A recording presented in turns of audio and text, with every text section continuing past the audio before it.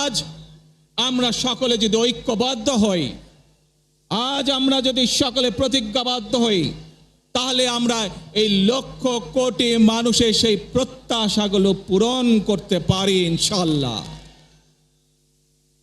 প্রিয় ভাই বোনেরা, ৭১ সালে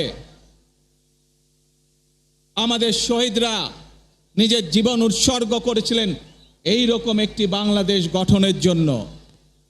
বিগত 15 বছর স্বৈরাচারের বিরুদ্ধে শত শত হাজারো গুম খুনের শিকার হয়েছে শুধু রাজনৈতিক দলের সদস্য নয়, নিরীহ মানুষের প্রতিবাদ করতে গিয়ে অত্যাচার নির্যাতনের শিকার হয়েছে, জীবন দিয়েছে।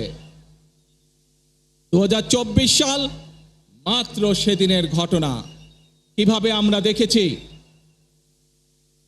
আমাদের তরুণ প্রজন্মের সদস্যরা কিভাবে নিজের জীবন উৎসর্গ করেছে দেশের এই স্বাধীনতা এবং সার্বভৌমত্বকে রক্ষা করার জন্য। প্রিয় ভাই বোনেরা, কয়েকদিন আগে এই বাংলাদেশের 24-এর আন্দোলনের এক সাহসী প্রজন্মের এক সাহসী সদস্য ওসমান হাদিকে হত্যা করা হয়েছে। ওসমান হাদি শহীদ হয়েছে। প্রিয় ভাই বোনেরা, ওসমান হাদি চেয়েছিল এই দেশের মানুষের জন্য গণতন্ত্র প্রতিষ্ঠিত হোক, এই দেশের মানুষের গণতান্ত্রিক অধিকার প্রতিষ্ঠিত হোক, এই দেশের মানুষ তাদের গণতান্ত্রিক এবং অর্থনৈতিক অধিকার ফিরে পাক।